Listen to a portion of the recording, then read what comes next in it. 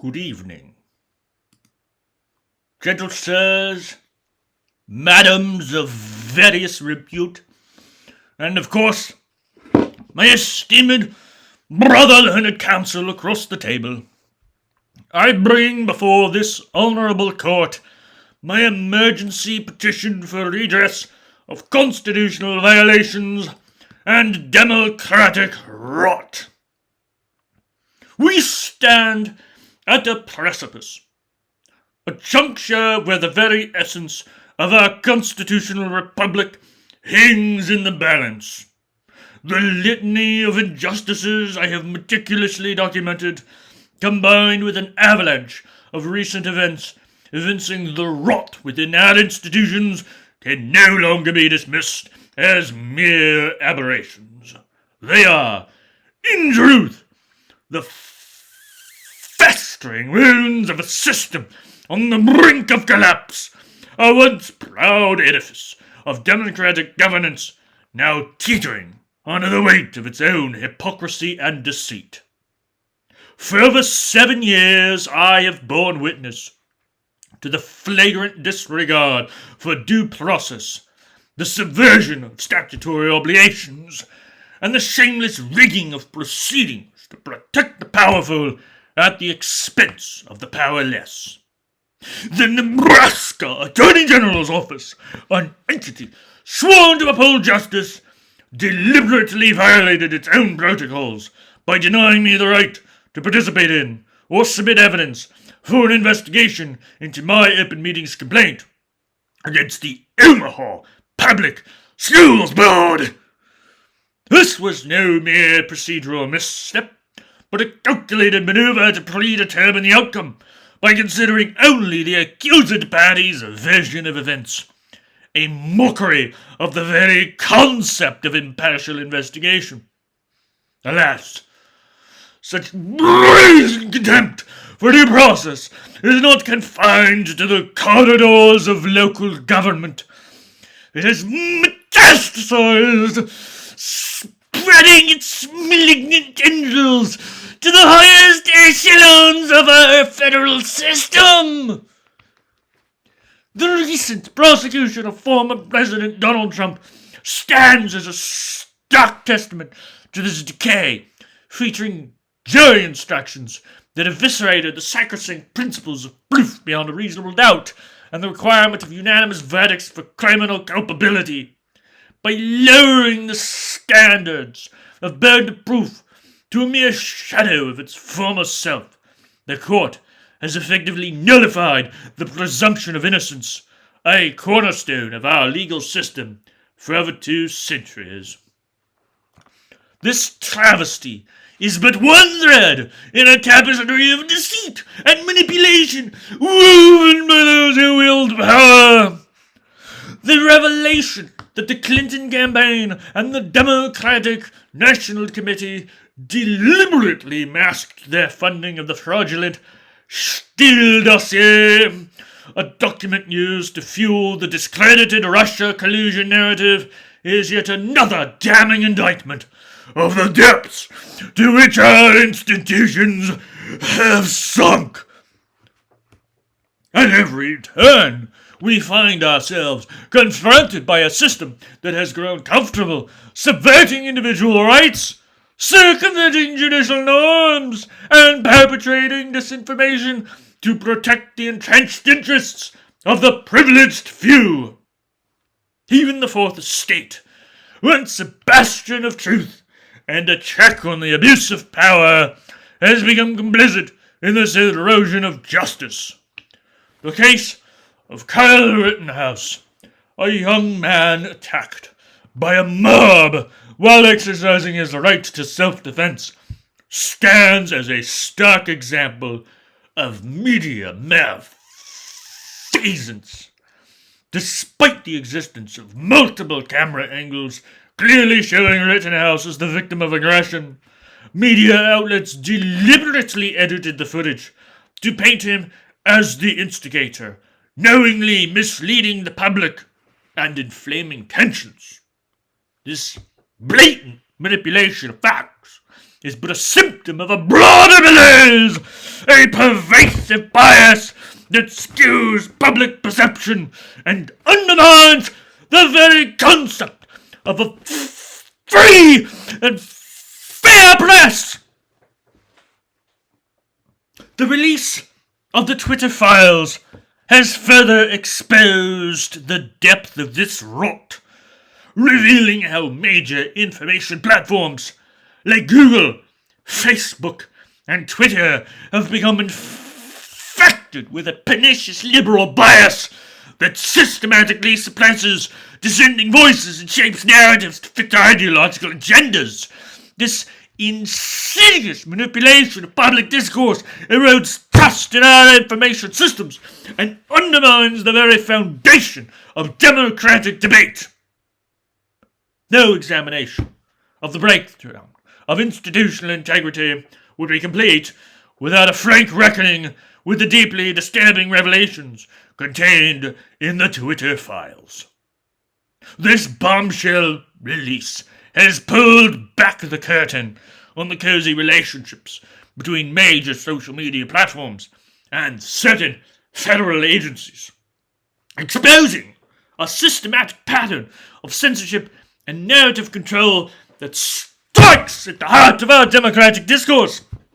At the center of this unfolding scandal is Elvis Chan, a former agent of the Federal Bureau of Investigation who appeared to abuse his position and access to orchestrate suppression of legitimate speech under the guise of combating misinformation and abuse.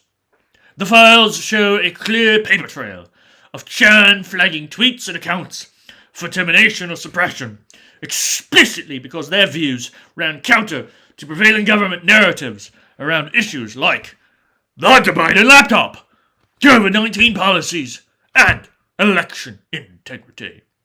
Rather than serving as an impassioned guardian of public safety focused on genuine threats, Chan seems to have improperly leveraged FBI databases and resources to settle the partisan scores and insulate regime propaganda from scrutiny or dissent.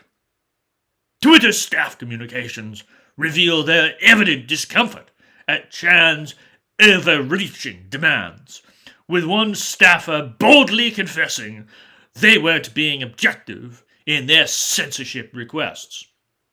But despite internal debate about the ethics and legality of Chan's intervention, Twitter ultimately capitulated to the FBI's pressure campaign, erecting opaque strikes systems to hamstring accounts at the behest of federal agents based on nebulous standards of impermissible speech. Rather than upholding its public role as the viewpoint-neutral platform for digital expression, Twitter became a commissar, selectively enforcing orthodoxies on behalf of government overseers. The First Amendment implications of this nexus between law enforcement and the private corporation suppressing expression are staggering. It represents nothing less than an end run around core constitutional protections masquerading as a public-private partnership against misinformation. The reality is that Chan and certain elements of the FBI seemingly hijacked Twitter's content moderation apparatus to police speech they found politically inconvenient. We need not speculate as to Chan's ideological motives or partisan allegiances. The files clearly demonstrate a specific pattern of targeting voices that were critical of the government policy under the Biden administration, or merely exploring lines of inquiry that threatened to expose impropriety. From the Hunter Biden laptop to questioning COVID narratives, anything that disrupted the establishment's preferred framing of key issues was promptly flagged for suppression.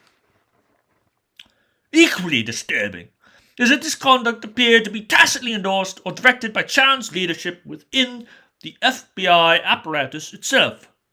There are clear indications that Chan operated with the broader approval of the Bureau and even certain branches of the intelligence community under the rubric of tamping down misinformation.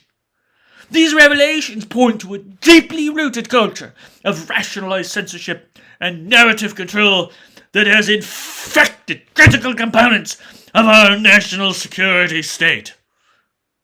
The Twitter files are a chilling case study in how the very institutions entrusted with upholding our constitutional liberties can subvert those ideals in pursuit of self-serving agendas, with the false dichotomy of protecting democracy or combating domestic extremism. It seems all too easy for unaccountable actors within the state security apparatus to overstep and compromise the very rights they have sworn to safeguard. And once the veneer of impartiality is pierced, the entire apparatus becomes little more than a blunt weapon to preserve regime hegemony.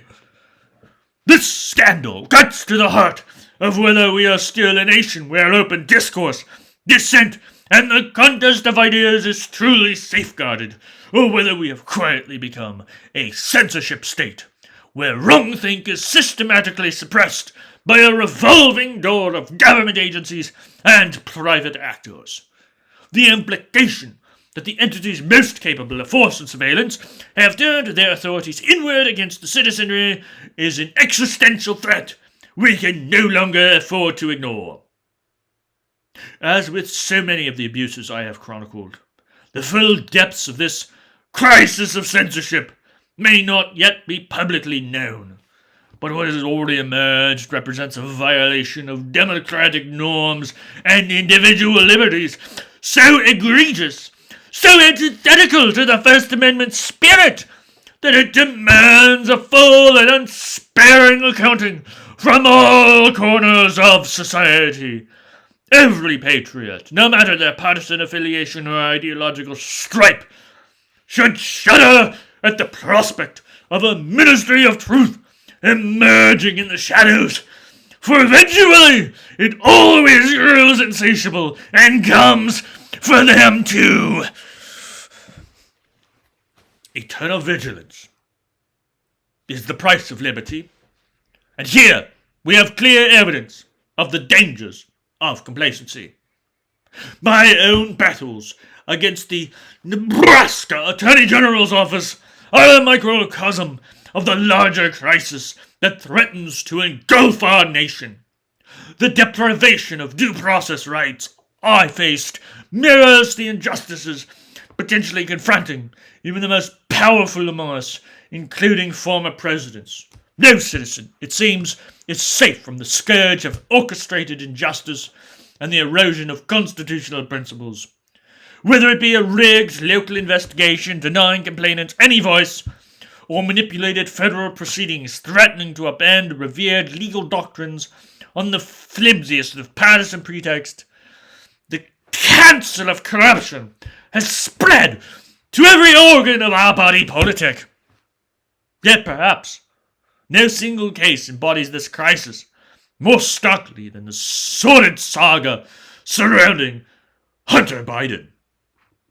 The trove of emails, documents, and first-hand accounts that have emerged paint an undeniably troubling picture of influence peddling and trading on Joe Biden's name and position. The sheer volume of foreign entanglements, murky deals, and large payments from questionable sources strains credulity as purely coincidental or innocent. While the full extent of then Vice President Biden's personal involvement remains circumstantial, the, quote, 10 held by H for the big guy, end quote, email, the Tony Bobulinski allegations, and the pattern of meetings between Joe Biden and his son's foreign associates raise deeply troubling questions. The evidence may be more suggestive than dispositive, but it is certainly enough to warrant the most vigorous and impartial of investigations. Instead, what we have witnessed is a concerted effort by government agencies to slow walk and downplay the allegations, credible whistleblowers have come forward detailing political interference in the Hunter Biden probe and intentional narrowing of its scope.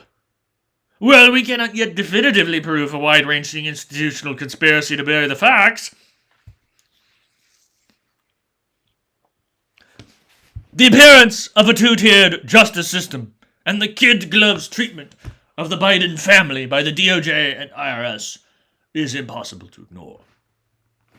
The major media, rather than fulfilling their sacred watchdog role, have been complicit in minimizing and deflecting from the brewing scandal. When the New York Post first broke the laptop story, it was met with a tidal wave of unwarranted skepticism and outright censorship from traditional and social media alike. Outlets that breathlessly amplified every Russiagate insinuation suddenly lost all curiosity about foreign influence and official self-dealing when it came to the Bidens. One can debate whether this is proactive protection or just the unconscious reflex of political bias, but the glaring double standard is undeniable. The fourth estate has abdicated its duty to pursue the truth without fear or favor. It has allowed itself to become an instrument of narrative control rather than fearless investigation. Nowhere is this double standard more evident than in the disparate treatment of election integrity concerns based on partisan affiliation. In the aftermath of the 2020 and 2023 election, multiple credible allegations of irregularities emerged, from the suspicious late-night ballot deliveries in key swing states to the dubious water main break in Atlanta that halted counting, to the blocked windows and denied access for poll watchers in Michigan. These claims, backed by affidavits and video evidence, clearly met the threshold for further investigation. Yet because they originated from conservative voices, they were summarily dismissed as conspiracy theories, without even a pretense of due diligence. Contrast this with the years-long frenzy over comparatively thinner allegations of Russian collusion in the 2016 election, which were breathlessly amplified by left-leaning media and politicians, despite eventually being debunked. The implications of this glaring hypocrisy are chilling. It sends the message that the fundamental integrity of our elections is a matter of political expedience rather than objective truth. Grave concerns about the most sacred of democratic processes can simply be buried or hand-waved away if the party that lost raises them, while even the flimsiest of accusations against the other side are elevated to existential threats. This is the antithesis of dispassionate fact-finding and blind justice. We cannot ignore the deafening alarm bells any longer. The cover-ups surrounding Hunter Biden's laptop, which implicate the president himself in influence peddling, the documented falsehood used to propel the Russia collusion hoax, the alarming potential undermining of reasonable doubt standards that could nullify the presumption of innocence altogether, the blatant suppression of legitimate election integrity questions, and now the revelations of direct government pressure to censor dissent. These are not isolated incidents, but an interlocking tapestry that reveals the utter brokenness of the institutional safeguards that we rely on to preserve the rule of law and hold power accountable. How can the American people have faith in a system where partisan advantage so thoroughly trumps independent truth-seeking, where election denialism is either the gravest sin or par for the course, depending on which side of the aisle you sit, where the rigorous standards of proof rightly demanded for criminal convictions are weaponized to silence any scrutiny of powerful interest conduct, no matter how suspicious. The current state of affairs, where procedural integrity seemingly hinges on political alignment, represents a full-blown crisis of democratic legitimacy. If the most powerful arbiters of state authority are willing to weaponize injustice and discard foundational legal safeguards like reasonable doubt for nakedly partisan purposes, can we still claim to be a nation of laws rather than a nation of despots?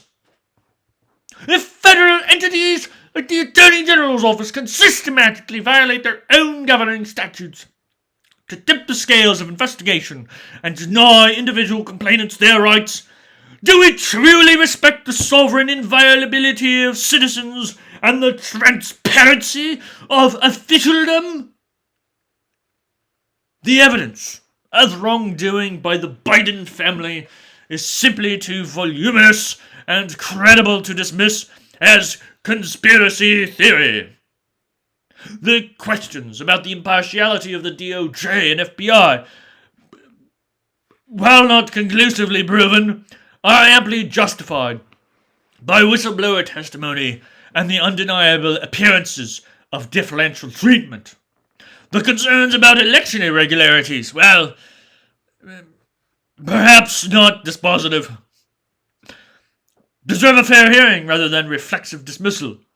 And the incontrovertible proof of government entities colluding with private platforms to censor protected speech and bury inconvenient stories, as exposed in the Twitter files, represents a subversion of the First Amendment so flagrant it simply cannot be ignored. This is not to endorse every speculative accusation, but rather to demand that these serious allegations of official misconduct be thoroughly and transparently investigated, not merely buried, spun, and washed away. Uncomfortable facts and valid questions cannot be allowed to disappear down the memory hole simply because they disrupt established narratives or threaten powerful interests. The pursuit of truth and the equal application of justice must remain the North Star of a free and fair society. I implore this court, and indeed the entire nation, to confront these questions with the gravity they deserve. The American experiment in constitutional democratic government is on a precipice, teetering on the edge of oblivion. If we do not act now, if we do not summon the courage to confront the rot within our institutions and restore the primacy of individual rights, due process, and equal application of standards regardless of politics, we risk losing everything that makes our nation a beacon of liberty and justice. Let my case and the myriad examples I have cited serve as a clarion call to action. Let them be the catalyst for a great reckoning, a national awakening to the perils we face. For if we fail to heed this warning, if we allow the cancer of corruption and the erosion of our most cherished principles to continue unchecked, we will find ourselves not in a court of law, no, not in a court of law, but in a court of history, condemned by our own inaction and complicity in the demise of the American dream. I stand before you, not merely as a litigant, but as a citizen, a patriot, and a sentinel on the watchtower of liberty. I ask not for favors, but for justice. I seek not vengeance, but accountability. And I pray that this court, and indeed this nation, will find the wisdom and the will to confront the crisis that threatens to consume us all!